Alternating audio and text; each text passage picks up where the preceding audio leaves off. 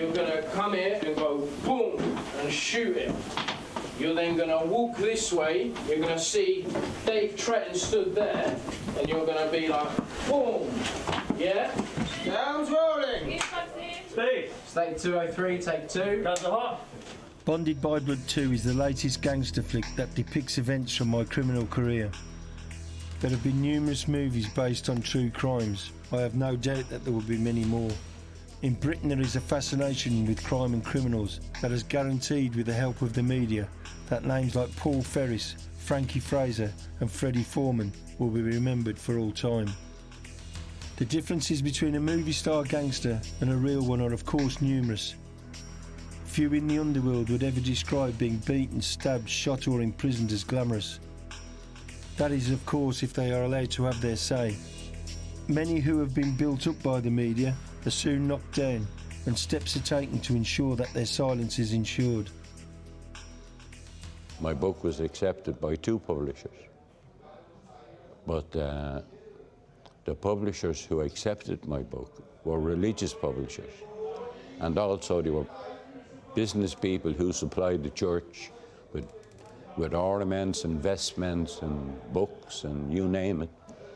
And because of a particular bishop in Dublin at the time, Charles McQuaid, he didn't like what I had said in my book about these industrial schools. So what they did was they tried to suppress my book. So the way they suppressed my book, they more or less told 2 different publishers, the Mercier Press, Gillen Macmillan, publish this book at your own peril, because you won't receive any more wherever, people going in from the church, buying our books or whatever. They were boycotted, more or less, as far as I'm concerned. So my book was never published. What do you say about this, you know, the media calling you the Godfather and, you know, pulling all the strings and controlling, you know, the Irish criminals? What do you think of all that? What do you say to them about that? Well, it's easy for those people to throw stones, you know, but they should have a deeper look at themselves rather than accuse other people. I mean,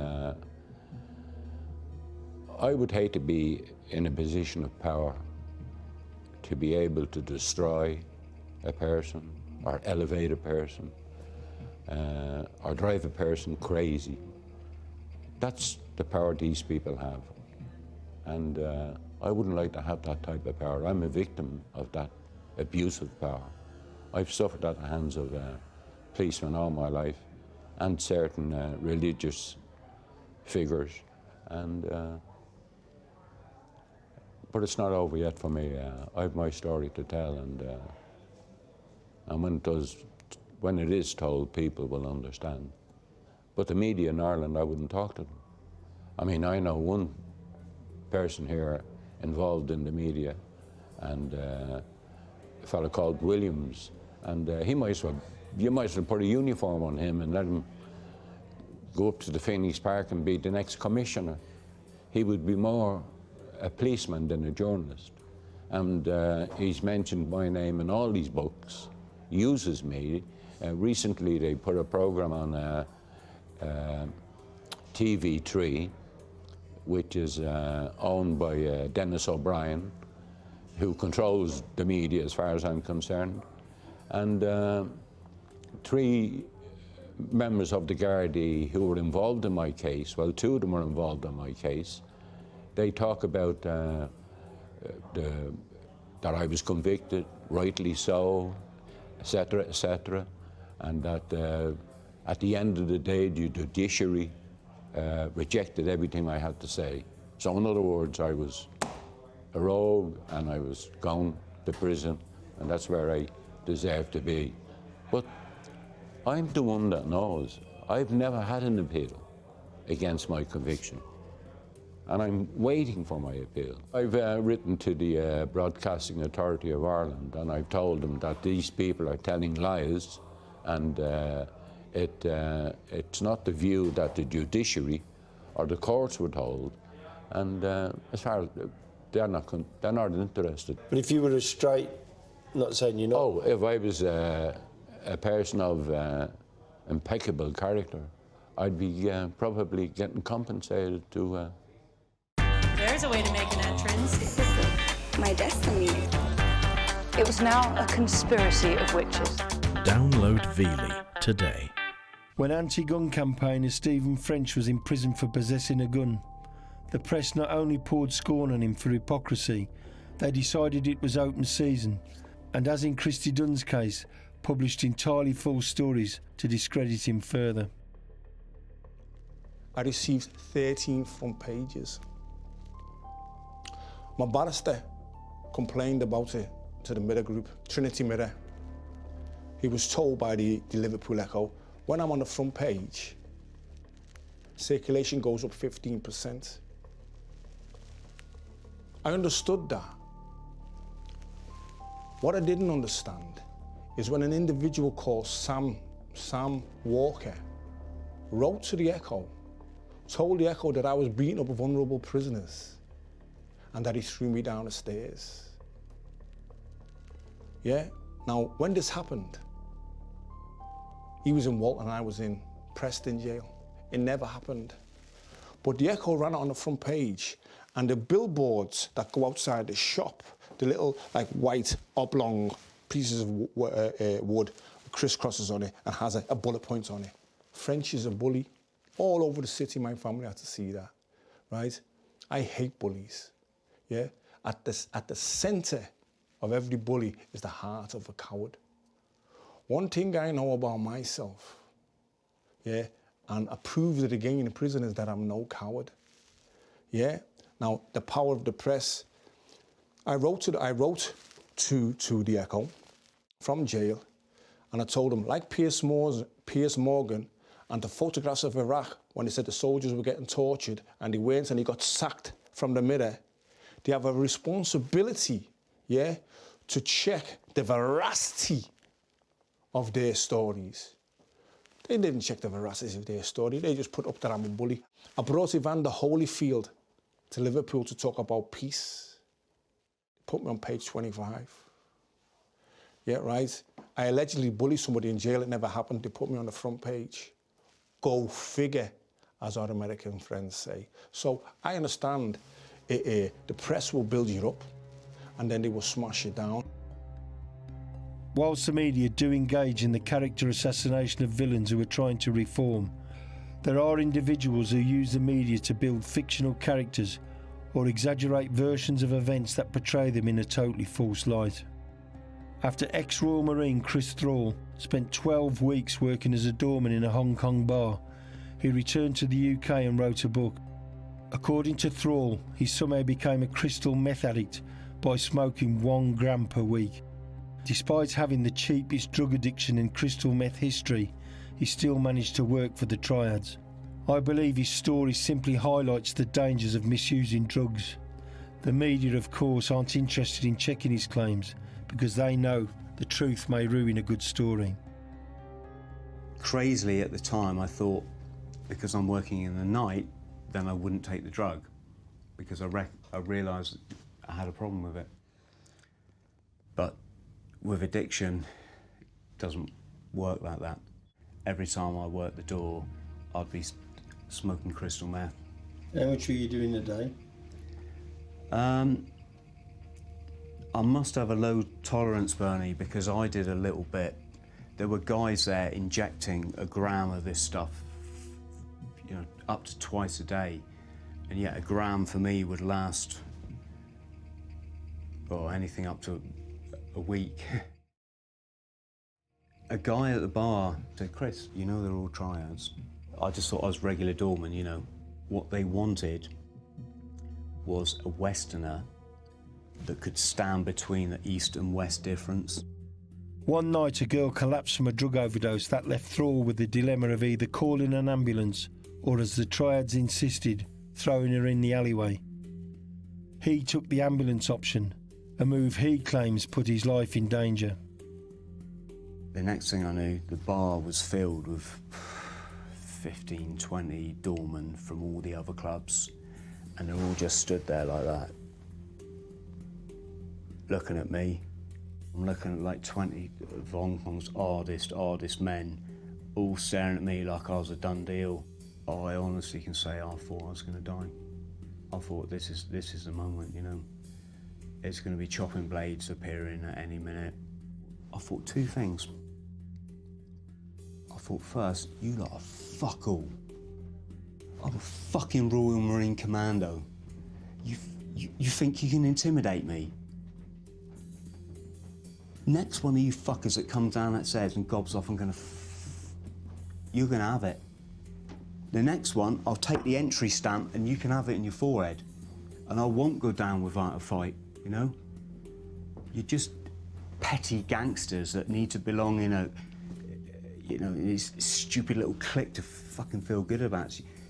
You got no idea what it takes to become a Royal Marine Commando. And we will fucking stand and fight, you know? And I thought, fucking hell, this is initiation, isn't it, you know? They're trying me. That's what they're doing. They want to see if I'm just gonna turn tail, run up them stairs and wrap myself around the nearest copper.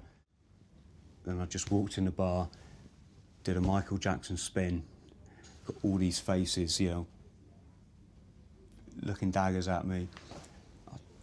I just did a spin and started dancing with one of the girls. And, fuck a minute.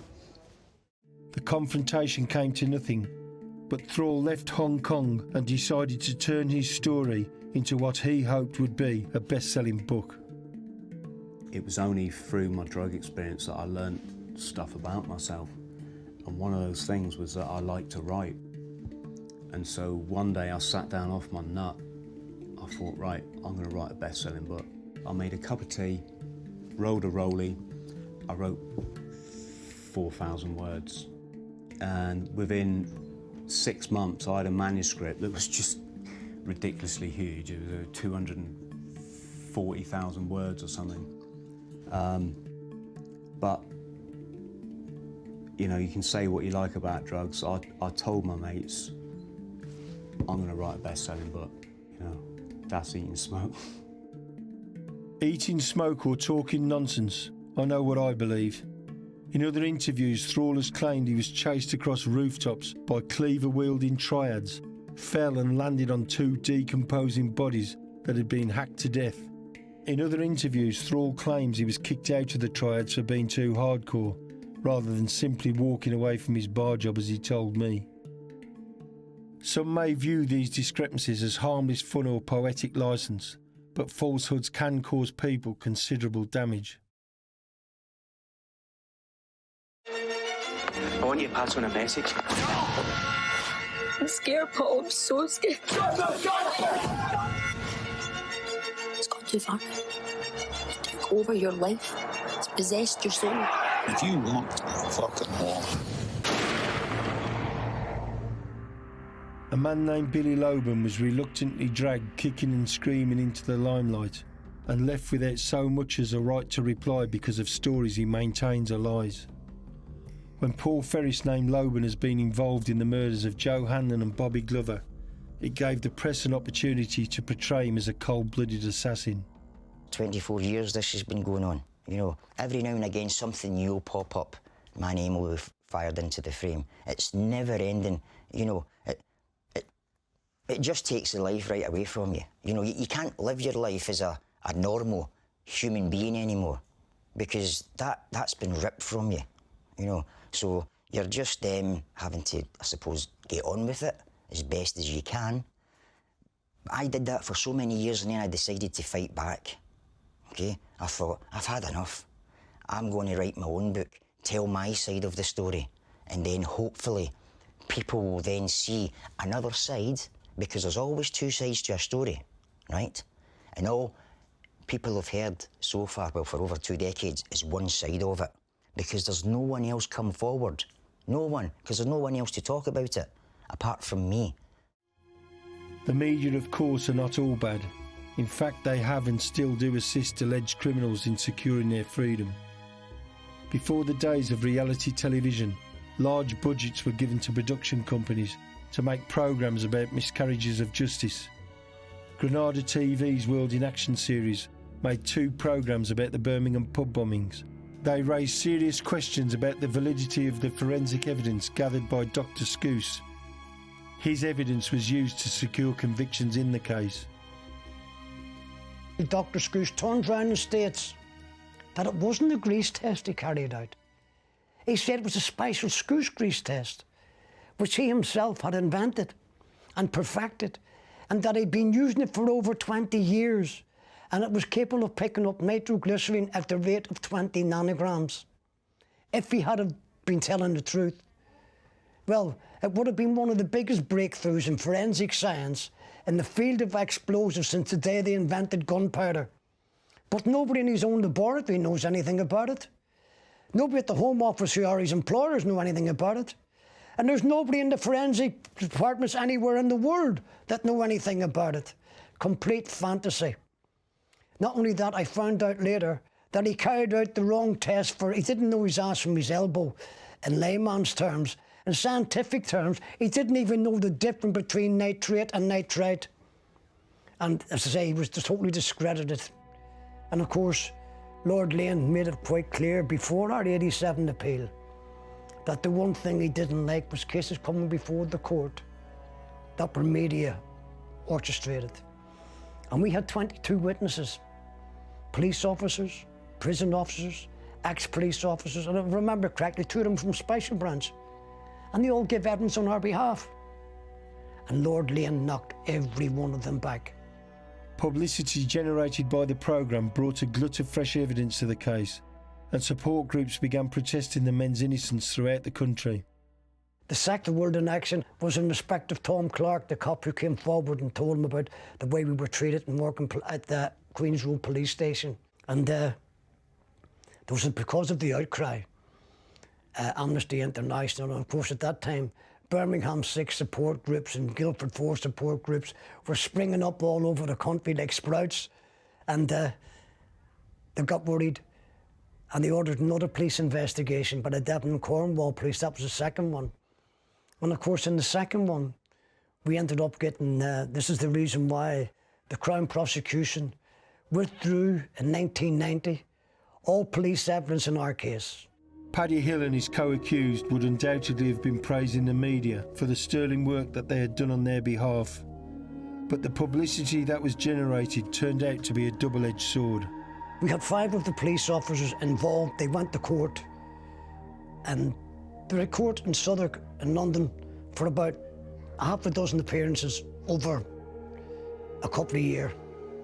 And suddenly, the next appearance they went into court, and the usual magistrate that was listening to the case for quite a while wasn't there. It was a different magistrate that came in from somewhere out in Sticks, I believe. And he ruled that because of all the adverse publicity surrounding the Birmingham pub bombing case, that everybody outside the public believed that we had been tortured and framed. He turned around and said, because of all that adverse publicity, the police could not get a fair trial. Due to overwhelming media support, Hill walked free, but so too did those who claimed tortured him. We have all therefore been deprived of the truth. I have questioned the innocence and guilt of several people in books that I have written, and I believe it is right and proper to do so. There are of course many other valid and good reasons for people from all walks of life to write books or tell their story via the media. Essex villains Billy and Eddie Blundell want their children and grandchildren to know their true family history and not some third-hand account written by a journalist who has never even met them. We're at an age now where we've got family, got grandchildren, great-grandchildren. They want to know where we come from. They want to know what we did. They want to know why we got into trouble or how we got into trouble. And obviously, for that same reason as Billy decided he wants to write a book, is very similar reason why I've written it. Other people keep asking me to do it. My author asked me, he said, Bill, he said, why do you want to write this book? And I said to him, really, I want to write this book because I'm getting old, I've got children and grandchildren, and I want them to know what we're all about, where we've come from. I want them to know about my Spanish connection, my English connection. My English family came from Birmingham. I want to leave a document saying exactly what we were about, what we did, how we grew up, and, you know, what we had to do to survive. Crime is, of course, the source material for many popular TV programmes. Some villains believe their true life experiences will help them earn fame rather than infamy. Former international drug smuggler Brian Charrington and his brothers starred in the pilot of a show called Drug Dealers' Birds. Unsurprisingly, Brian played a member of a drug-dealing gang. We're three brothers, me, Danny and Ray. Danny's in the middle. Danny never wanted no involvement in this world at all. Ray, yes. Ray wanted to follow me and my dad, but Danny did not. And so this was something he'd pursue in his spare time. He met a director called Sean Cronin. They were filming this sort of tongue-in-cheek type footballers' wives deal. Would I be interested in doing it? And I was, you know, absolutely not. But my brother was, can you please do this as a favour? He needs some sort of henchman or whatever that may be. So yeah, I decided to do it. It was all a bit of fun, really, you know what I mean? And didn't really know how it was all going to turn out. You spend a day there doing a bit of shooting. We took the boat out and done a bit of filming, and for me that was that. And what it turned out to be was quite something else, you know. I'm sorry! You made me a complete twat! He worked for me! I'm sorry! No! Another day in fucking paradise. Simeon Zimbo Moore, a former member of Birmingham's infamous Johnson crew, used his notoriety to engage the media in the hope of bringing about change for the greater good. On the streets of Birmingham.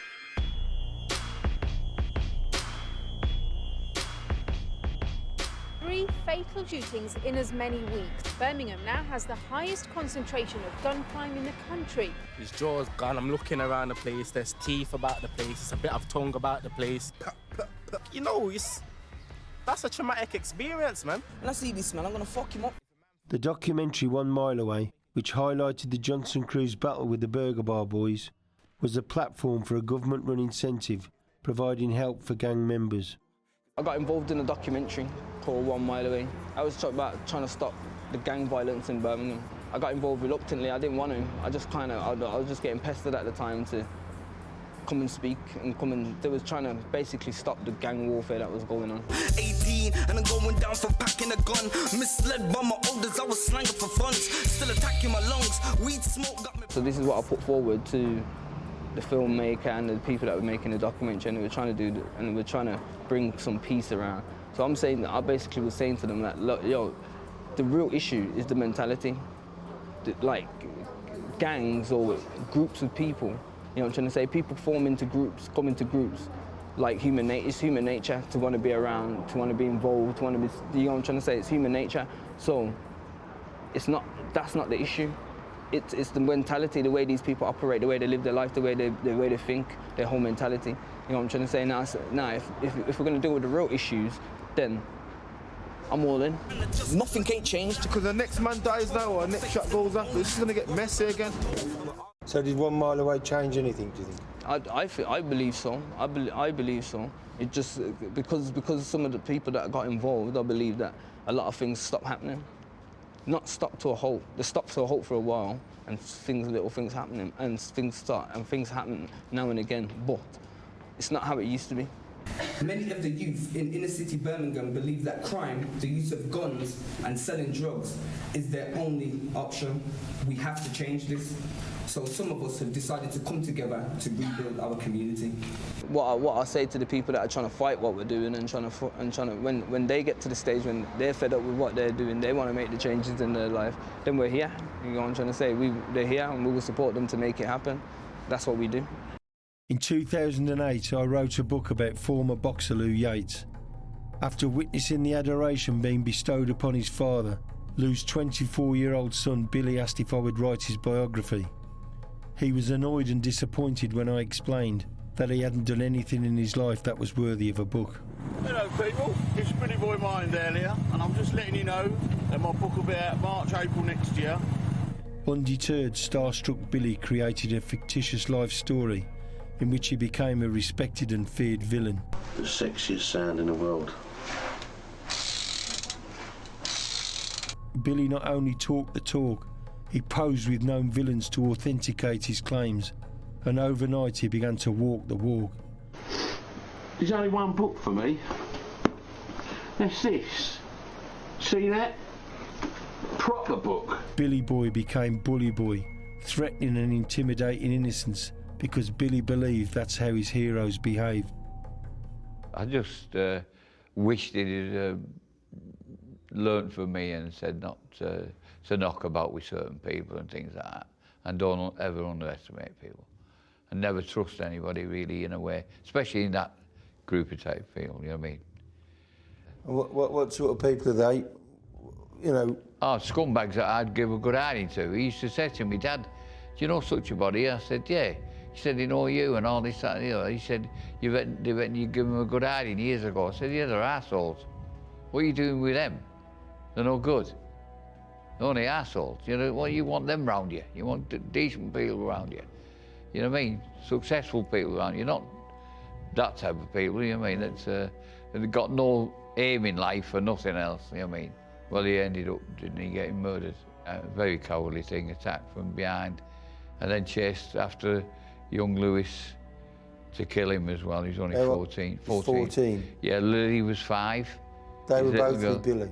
Both with Billy on the land. Billy had some land with all animals on and that. Yeah, and yeah, he was your mate, he'd come up there. But he'd argued over money that he owed Billy. And he was on the old gear and all, and the steroids, and they'd had a row, and Billy come in, and there's 2 of them there. Billy said, I thought he was coming on your own. He went, nah, and then he was coming round. Billy's mate, Paul, he sat there, and next minute, with a heavy knuckle duster, he's gone behind like Billy. Billy's totally relaxed on like that on the table, evidently. And he's just crack, and Billy shouted out, you fucking some or other. Right, he didn't knock him out straight away. He knocked him out, so his head's on the table.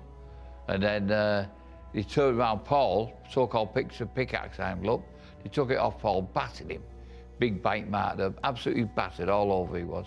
His knees, everything. And then he turned around and hit Billy. His head was on the table 3 times, the scientist said at the trial.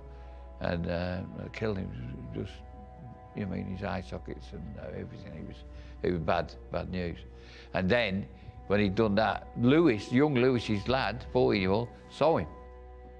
He saw him doing it. Imagine how that feels, seeing your dad being done like that. And then he chased after Lewis, but he's going down. Lewis hid under a caravan, petrified, and he's shouting, where are you, bastard, I'm going to kill you as well. And he thought he'd killed Paul, killed Bill, and he was going to kill him.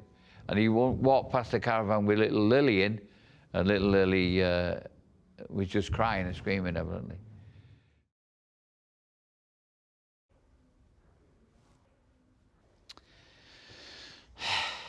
Yeah.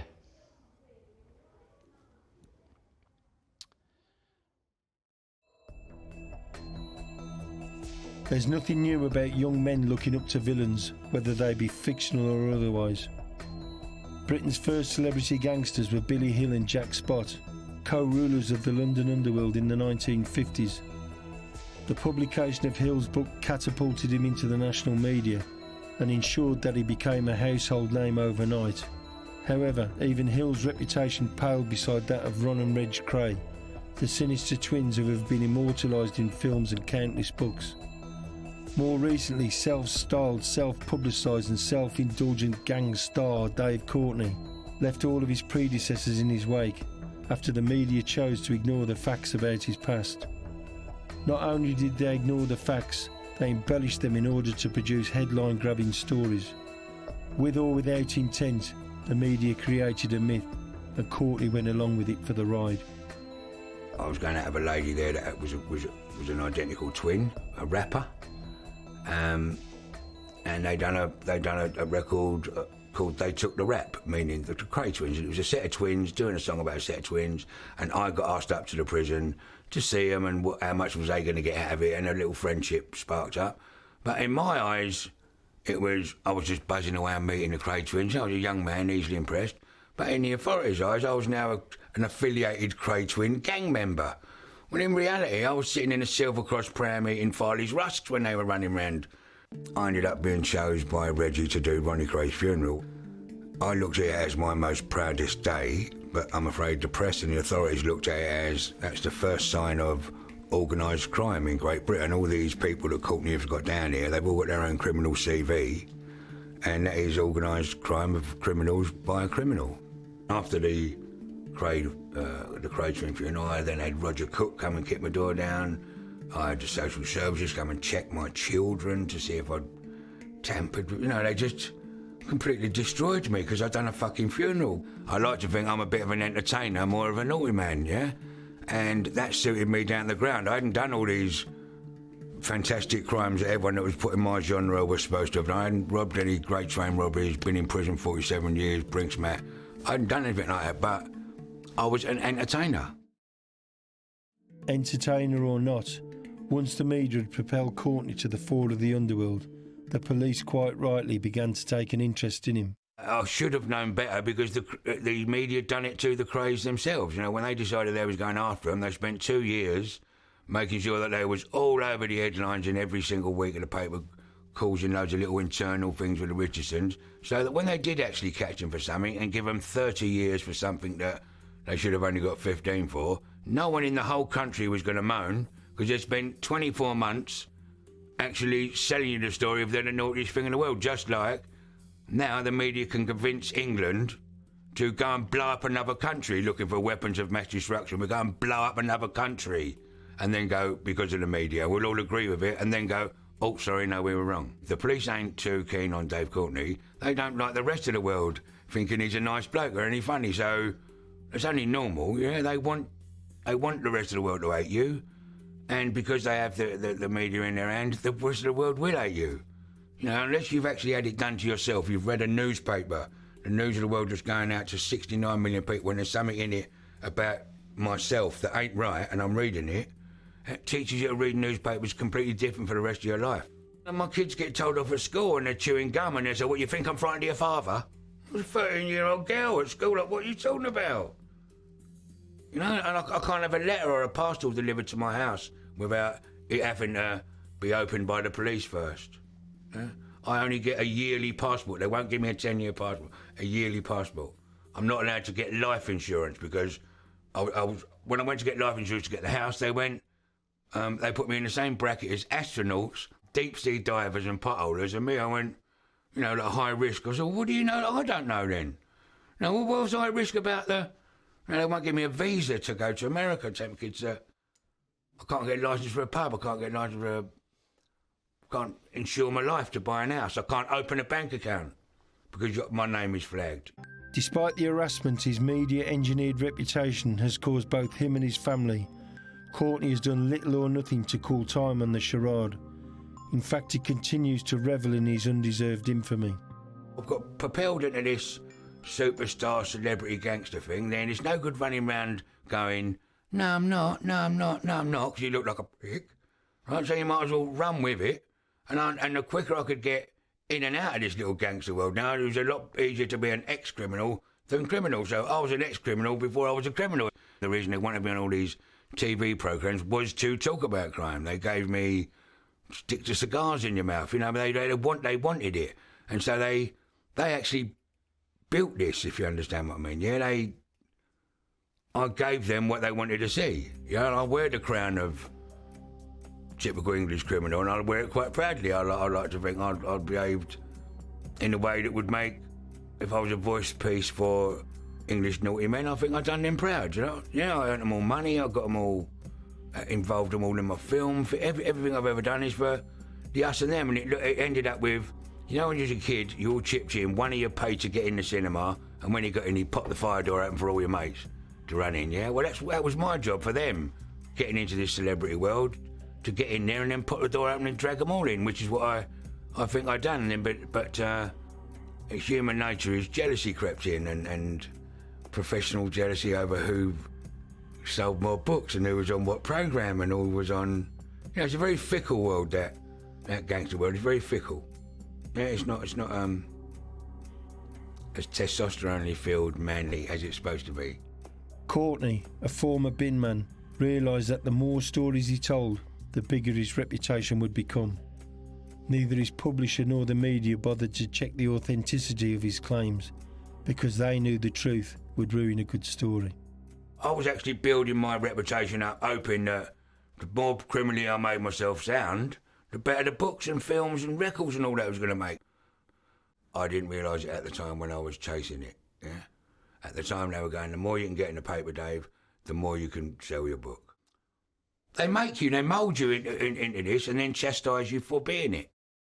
Given a free rein to promote himself as a gangster, Courtney actually appeared in print and on national television and falsely claimed that he had committed at least 2 gangland murders.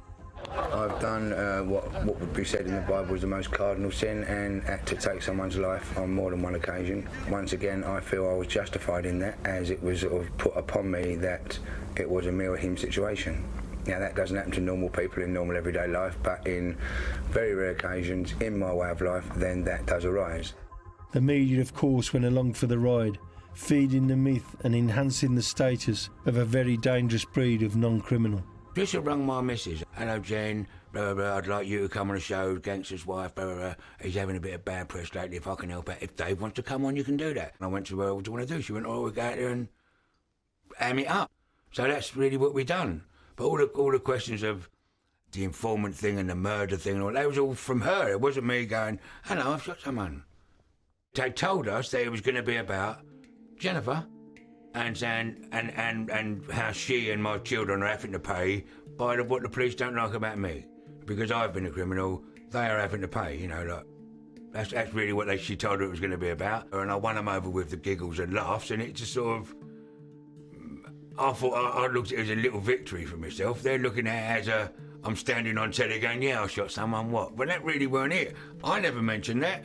I thought it was being brought on the show to say, oh, woe is me, what they're doing to me.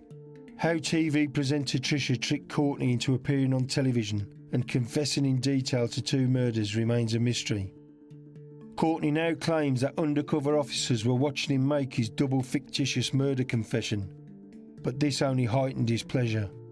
It added fuel to my fire. It made me be a little bit more cheeky. Rather than going, oh no, sorry, I didn't, product of the environment, I couldn't help it. Right? I went the other way and done. When you said on Tricia you stood trial for the murder and, yeah, you know, that was for the benefit of the police. It was for the benefit of television, really. It's for the benefit of fucking television. I'm giving her whatever she wanted to do here and all that, you know. It's just maybe put the flag up and the thing and I'll give you something to look at. I'm just that way. It's not glamorising crime, because I ain't glamorising crime. I ain't. I'm glamorising Dave. You're led by agents, journalists, radio interviewers, Tricia, Vanessa, you know, they all, you know, you've got Guy Ritchie coming here choosing the actors out of all my mates for Snatch and Lockstock in my back garden. You know, I mean, they're bigging you up, aren't they? And they don't want me to talk about anything else, to dress any different than this, to have any other haircut. The cheeky chap, they encourage it. They didn't want me to go to the Oxford Union and talk about nothing else. They don't want me to sing a record about it. You know, we're here today doing this. They don't want me saying anything else. And it would be a very boring interview if you come here and I went, I didn't do nothing, it's not me, I can't run.